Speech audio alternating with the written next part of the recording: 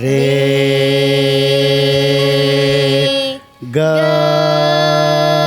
ग ग ग ग ए ग ग ग ग ग ग ग बेटा ग हा असं उगाच ओरडू नकोस हा. कसं आहे, घशाला ताण देऊ नकोस.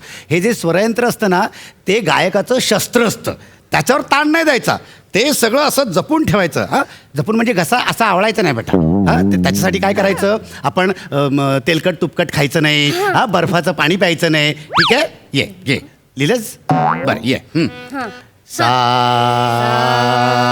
रे ग म प ध नी सा. वा जमतंय जमतंय हा. वा सारी वा वा झाली वाटतं तुमची शिकवणी सुरू. वा वा नमस्कार नमस्कार नमस्कार. नमस्कार. अरे देवा असं मागणं येऊन तुम्ही असं करायचं कसं? असं नाही करायचं. माणसं पुढे आहेत, मागणं तुम्ही असं करता. पटकन लक्षात बसावं. बेटा. सॉरी हा, झाली का तुमची शिकवणी सुरू? ए बाळा छान शिका. चालू द्या. सॉरी हा, मला जरा ना उशीर झाला. काय सोसायटीची आमच्या मीटिंग होती ना आणि मी पडले अध्यक्ष, त्याच्यामुळे जावं लागलं मला. चालू द्या तुमचं. ए भजी भजी भजी आणले, घ्या आता थोडीशी घ्या ना. गरम गरम आहे. अच्छा भरू म्हणताय.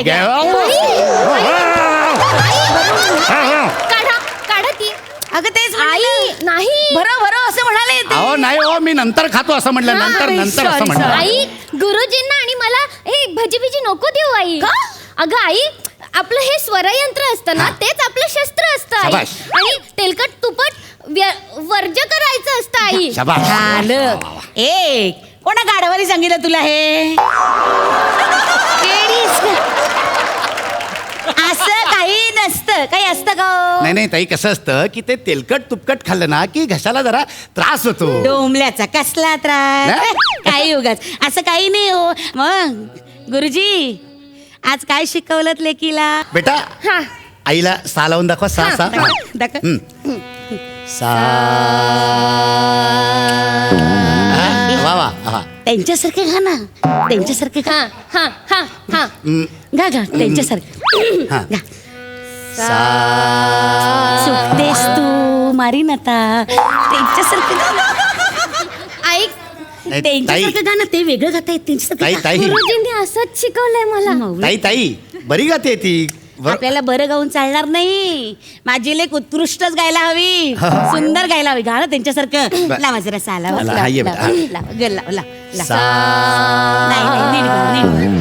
नीट गा. सा असं नाही. अख्ख्या सोसायटीमध्ये माझ्यासारखा साग कोणाचा लागत नाही. सतत वैद्य सुस्वागतमचं गाणं आलं ना, सालावं वैरी सालावं वैरी सालावं. हो बाई आग्रह करतात ना, मग शेवटी मी लावते.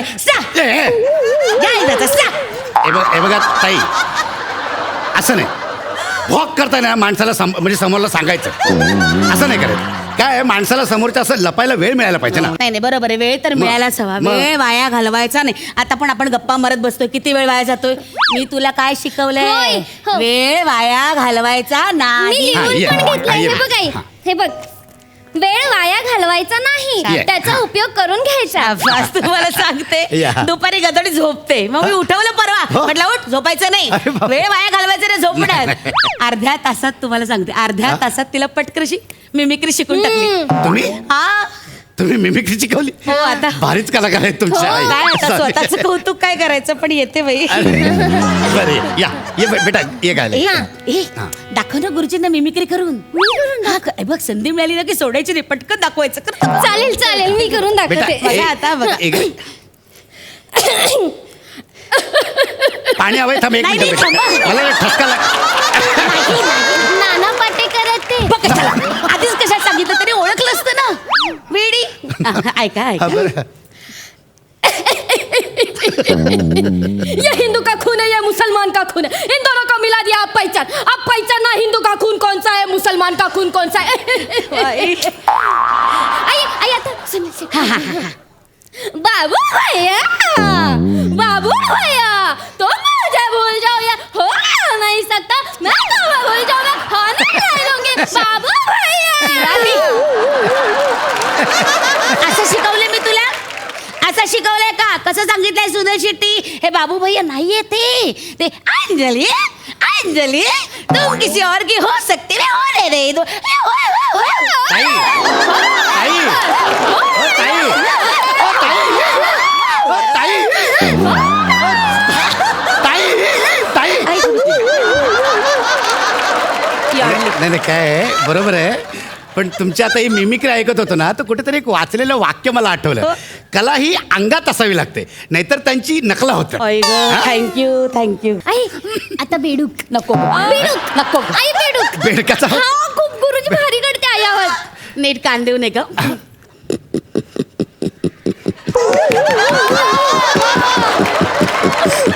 बस बेडूक दमलं, बस बस.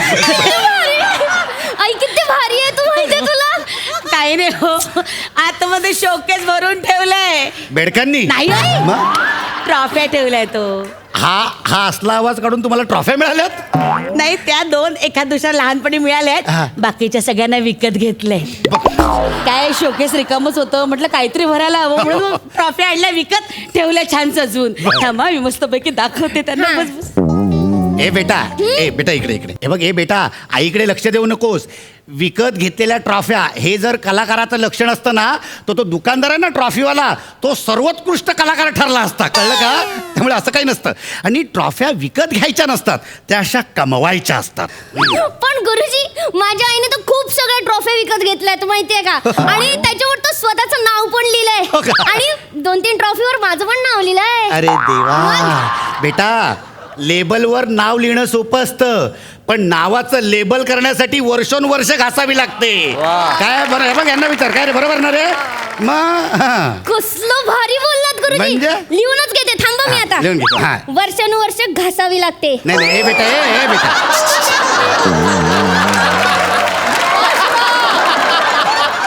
अशा नोट्स नाही काढायच्या बेटा, आणि अशी अर्धवट वाक्य अजिबात नाही लिहायची. मी सांगतो ते लिही. चालेल. हा, तू लिही संगीताची बाराखडी. हा.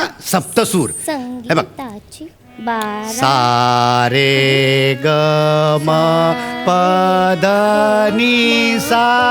हे जे 7 सूर आहेत ना, ह्या 7 सुरांमध्ये सगळं संगीत सामावलेलं आहे. गुरुजी, हे काळी बटणं वर आणि पांढरी बटणं खाली का असतात? ही काळी मी बटणं वर. सांगते, हे तुम्हाला माहितीये? मी सांगते. माहितीये तुम्हाला? हो, मी सांगते काय माझ्या पद्धतीने तिला सांगितलं आणि तिला बरोबर कळलं. बरं, हा. हे बघ बाळा, काळी पांढरी कशाचं प्रतीक आहे माहितीये का? समाजाचं प्रतीक आहे. हा, म्हणजे समाजात 2 प्रकारची माणसं असतात, एक कपटी आणि एक चांगली. तशी कपटी माणसं असतात ना, त्यांचं मन असं काळबेर असतं, काळबेळ. आणि जी चांगली माणसं असतात ना, त्यांचं मन असं पांढरं असं स्वच्छ नितळ. त्यामुळे ही सगळी वरची काळ्या मनाची माणसं आहेत, छी. आणि खालची तर सगळी चांगल्या मनाची माणसं आहेत. तू ना बाळा या चांगल्या मनाच्या माणसांबरोबर राहा. म्हणजे पांढऱ्या आई, हे रंगाच्या. चांगले आहेत हा. आणि हे वाईट आहेत. वाईट. मग गुरुजी, मला हे चांगले शिकवा, हे वाईट आपण उकडून फेकून देऊयात. ए दही ना कशी? अरे काय बोलते ही? चुकीचं बोलते, आणि नाही, तुम्ही मला चुकीचं सांगताय तिला सगळं. नाही, मला मान्य आहे एवढ्या बालमनात मी हे सगळं नको सांगायला. मग? समाजाचा विद्रूप चेहरा तिच्या समोर नको मांडायला, मला मान्य आहे. पण या वयात तिला कळलं पाहिजे ना, काय चांगलं काय वाईट, नाही का? हा बाळा, नक्की लक्षात ठेव, मी जे सांगते ना त्याचं कानावर आपलं पडू द्यायचं. आतल्या आत मनात ते झिरपत राहतं. बापरे, तुम्ही करा माझी आपली मध्ये मध्ये उगाच लुडबुड कशाला? चांगलं शिक, ज्ञान अर्जन करून घे. अर्जन मध्ये शिकू नको.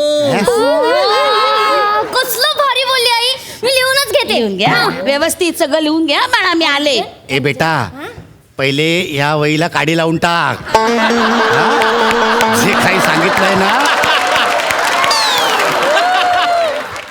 आणि मी काय सांगतोय त्याकडे लक्ष दे. बघ, हे सगळे जे सूर असतात ना, ते ह्या सगळ्या बटनांमध्ये असतात. त्याच्यामुळे ही बटणं फार महत्त्वाची असतात. आता आपण सारे ग म प झालं, आता आपण अलंकारांकडे वळूयात. हा, ये बघ, हे बघ. सारे ग रे ग म प द नि सा आ आ आ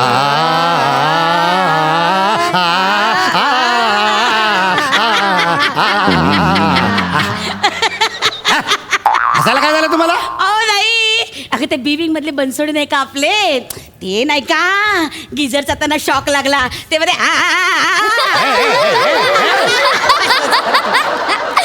अजून त्याला शॉक लागला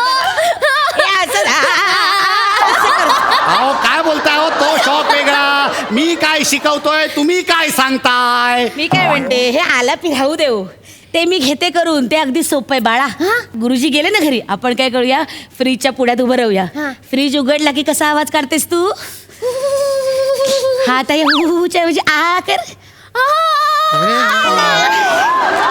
आला आला आला पी, त्याला किती वेळ लागतो. एक मिनिट ताई, एक काय ते ठरवा, एक तर तुम्ही शिकवा नाही तर मला शिकवू देत. घ्या आता तुम्ही बाई तासभर येणार आणि शिकून जाणार घरी, नंतर तिचा होमवर्क मलाच करावा लागणार की नाही, मला घ्यावा लागतो होमवर्क. तेच सांगतोय मी, नका घेऊ तुम्ही होमवर्क. अहो?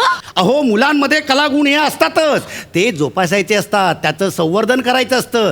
पण तुमच्यासारखे पालक काय करतात, लहानपणीच त्यांची मुळं खुडून टाकतात. त्याच्यामुळे ते मोठे होणारे जे कलाकार असतात ते लहानपणीच संपून जातात. अरे? आणि तुमच्यासारखे पालक असल्याच्या नंतर आमच्यासारख्या शिक्षकांची काय गरज आहे. तेव्हा धन्यवाद.